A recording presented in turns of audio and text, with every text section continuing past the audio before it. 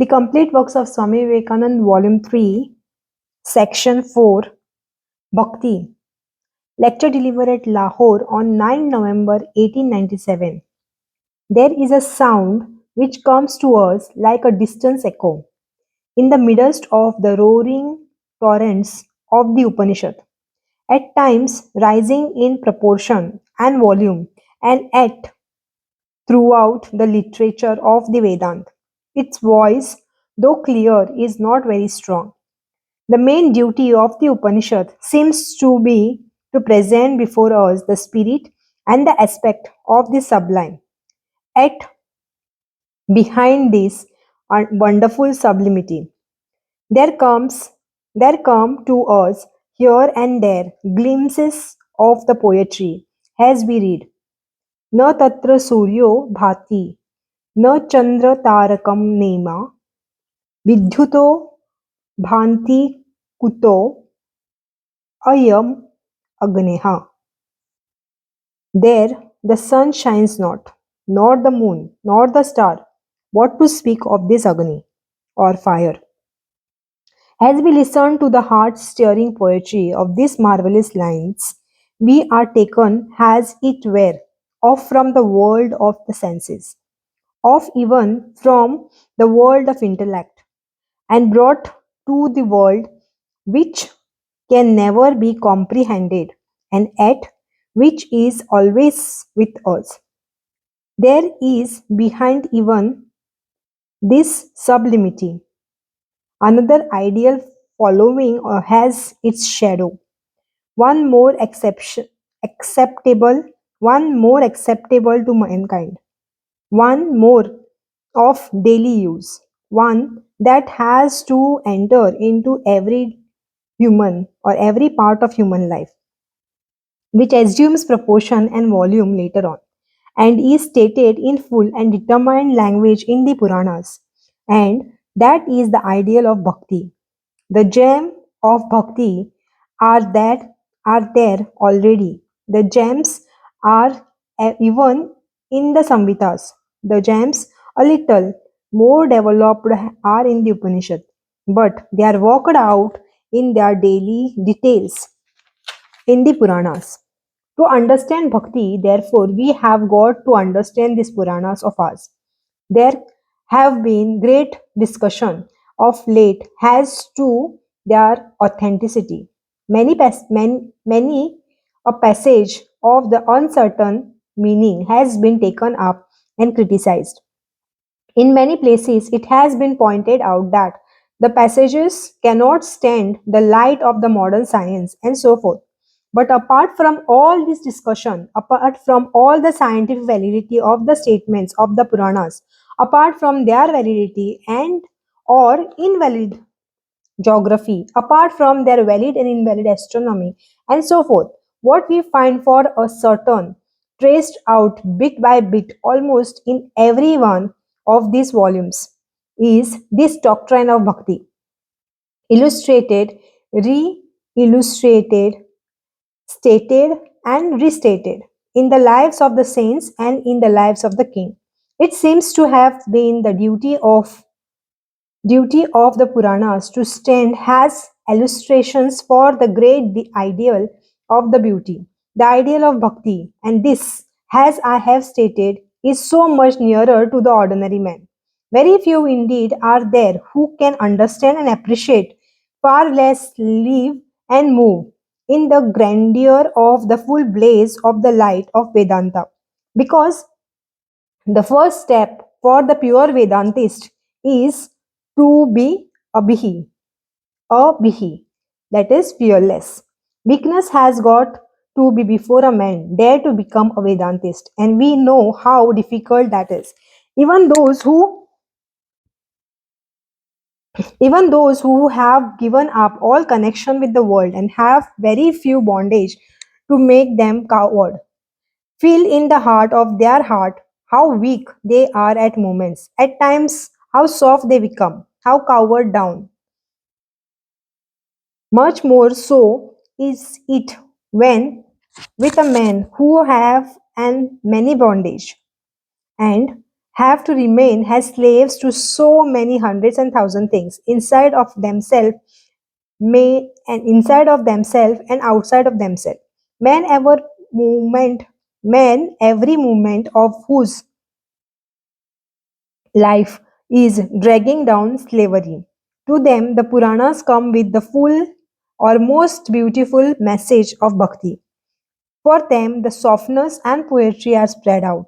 For them are told these wonderful and marvelous stories of the Dhruva and Prahlad and of thousand saints, and this illustration are to make it practical. Whether you believe in the scientific accuracy of the Puranas or not, there is not one among you who whose life has not been influenced by the story of Prahlad or that of Dhruva or of any other these great Puranic saints.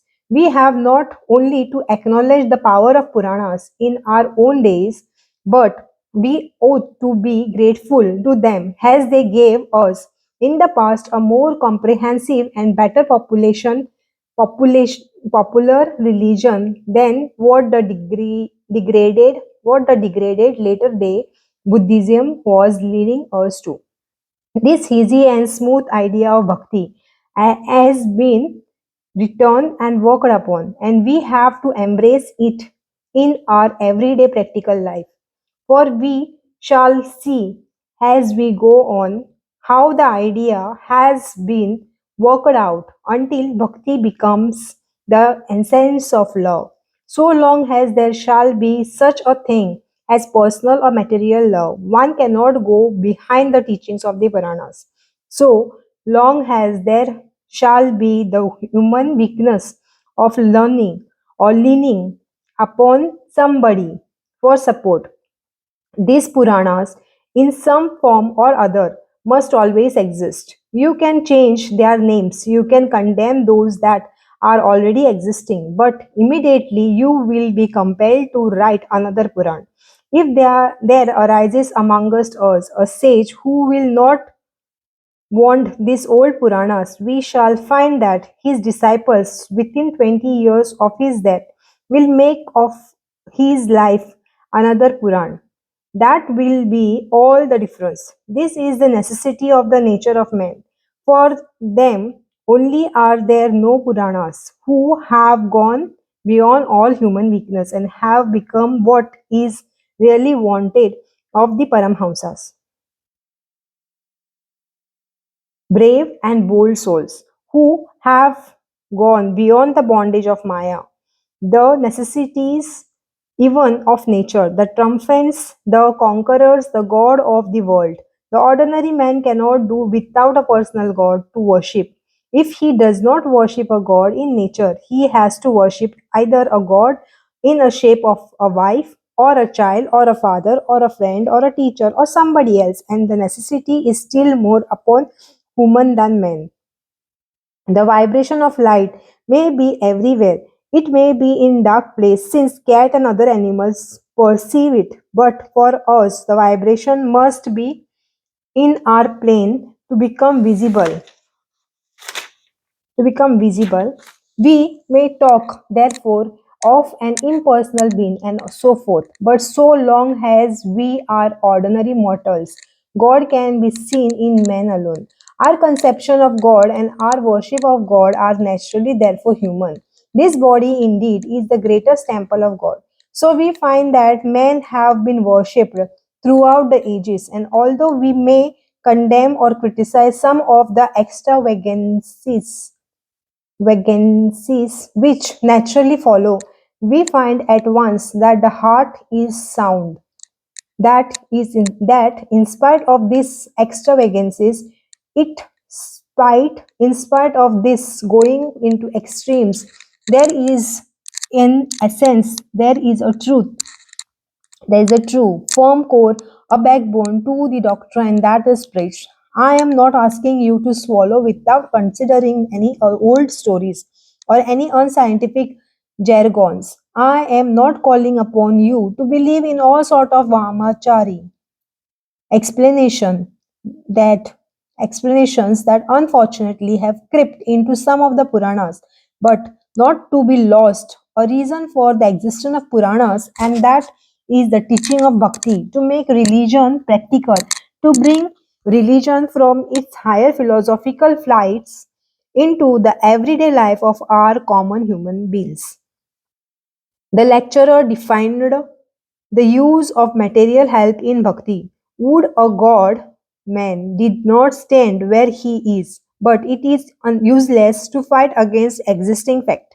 Man is material being now.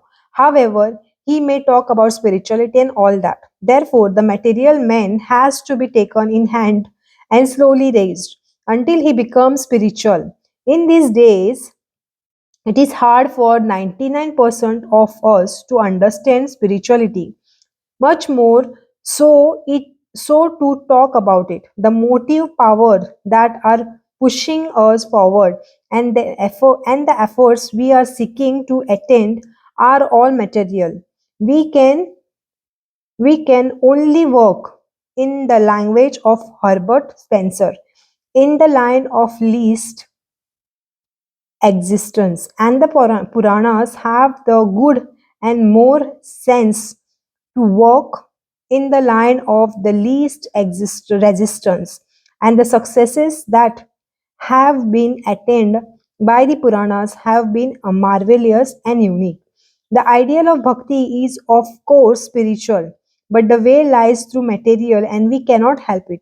Everything that is conducive to the attainment of this spirituality in the material world, therefore, is to be taken hold of and brought to the use of the man to evolve the spiritual being, having pointed out that the Shastras start by giving the right to study the Vedas to everybody without distinction of sex, caste, or creed.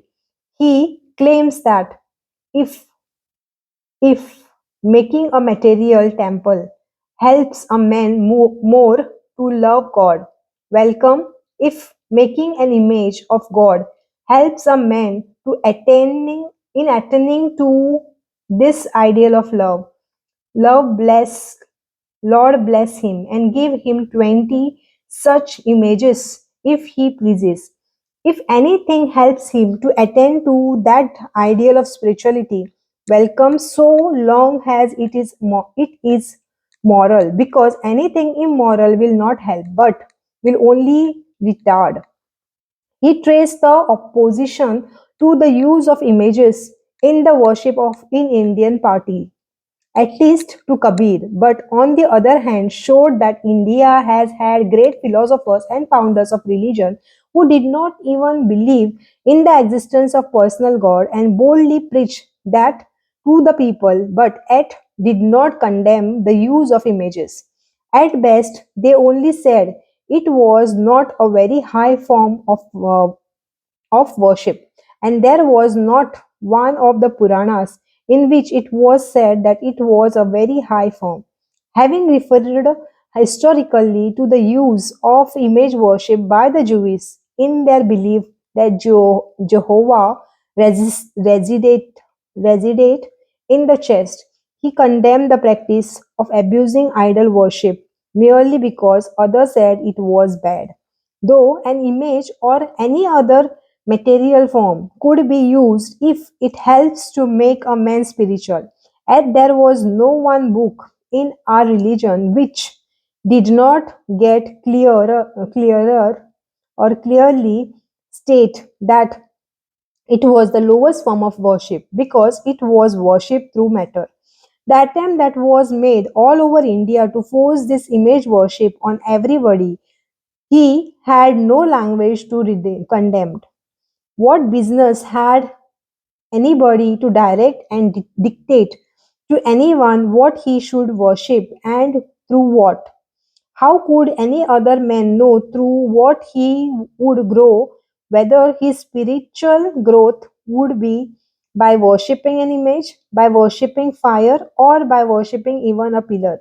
That was to be guided and directed by our own gurus and by the relation between the guru and the shishyas. That explanation explained that explained the rule which bhakti books laid down for what was called the Ishta. That was to say that each man had to take up his own peculiar form of worship, his own way of going towards the god, and that chosen idol was his Ishtadevta. It was to regard other forms of worship with sympathy, but at the same time to practice his own form till he reached the goal and came to the center where no more material help was necessary for him. In this condition or this connection of word of warning was necessary against a system prevalent in some parts of India and what was called the Kula Guru and what was called the Kula Guru system, a sort of hereditary guruism. We read in the books that he who knows the essence of the Vedas in sinners is sinners and does not reach another for love of gold or love of anything else, whose mercy is without any cause who gives has the spring which does not ask anything from the plants and the trees, for it is its nature to do good, and brings them out once more into life. And the birds and the flowers and the leaves come out, who wants nothing but whose whole life is only to do good. Such a man could be a guru and none else. There was another danger, for the guru was not a teacher alone. That was the very small part of it. The guru, as the Hindu believed, transmitted spirituality to his disciple. To take a common material example, therefore, if a man were not inoculated with good virus, he ran the risk of being inoculated with what was bad and wild, so that by being taught by the bad guru, there was a risk of learning something evil. Therefore, it was absolutely necessary that this idea of Kula Guru should vanish from India. Guruism must not be a trade. This that must stop, and it was against the Shastras. No man ought to call himself a guru and at the same time help the present state of things under the Kula Guru system. Speaking of question of food, the Swami pointed out that the present day insistence upon the strict regulation as to eating was to the great extent superficial and missed the mark they were originally intended to cover. He particularly instant the idea that care should be exercised as to who was allowed to touch food and pointed out that there was a deep psychological significance in this, but that in the everyday life of the ordinary man it was a care difficult or impossible to exercise. Here again the mistake was made of the insisting upon a great general observance of an idea which was only possible to one class, those who have entirely devoted their lives to spirituality, whereas the vast majority of men were still unsatiated with the material pleasure, and until they were satiated to some extent, it was useless to think of forcing spirituality on them.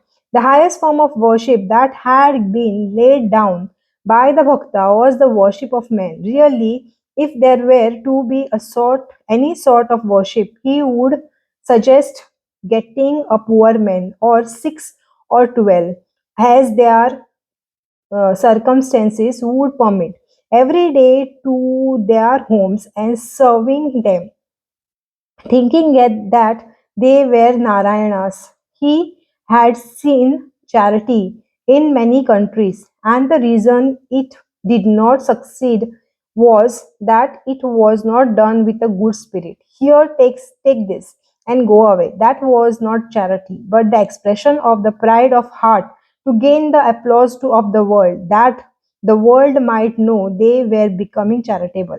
Hindus must know that according to the Smritis, the giver was lower than the receiver, for the receiver was for the time being God Himself. Therefore, he would suggest such a form of worship as getting some of these poor Narayanas or blind Narayanas or hungry Narayanas into every house every day and giving them the worship they would give to an image. feeding them and clothing them, and next day doing the same to others. He did not condemn any form of worship, but what he wanted to say was that highest form and the most necessary present in India was this form of Narayan worship. In conclusion, he likened bhakti to a triangle. The first angle was that love knew no wants.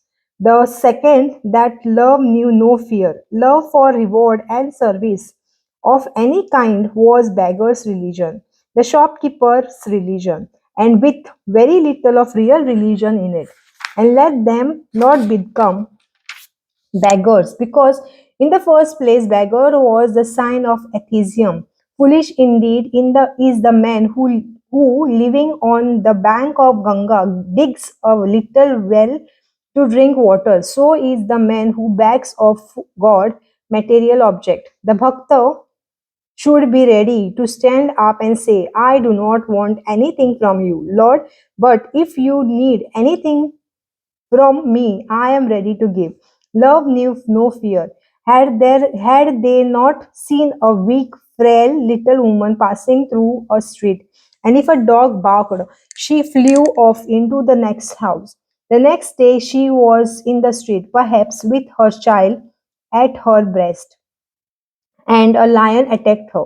Where was she then? In the mouth of the lion to save her child. Lastly, love was unto love itself. The Bhakta at last comes to this, and that love itself is God and nothing else. Where should man go to prove the existence of God? Love was the most visible of all visible things. It was the force that was moving the sun, the moon, the stars, manifesting itself in man, woman, and in animals. Everywhere, in everything. It was expressed in material forces, has gravitation, and so on. It was everywhere, in every atom, manifesting everywhere.